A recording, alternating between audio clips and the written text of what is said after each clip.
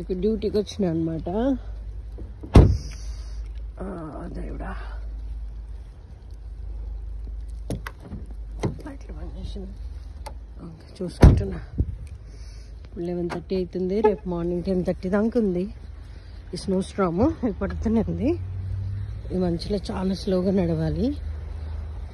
కొంచెమైనా కూడా జారి కింద పడిపోతాము, అంత స్లిప్పరీగా ఉంది. ఇక్కడ మాత్రం కొంచెం క్లీన్ చేసిండ్రు. అక్కడండి మా బిల్డింగ్స్ కూడా కనబడట్లేదు.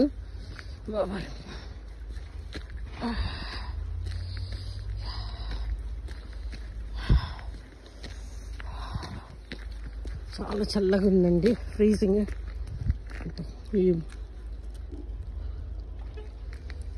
కార్ లాక్ చేసుకున్నా.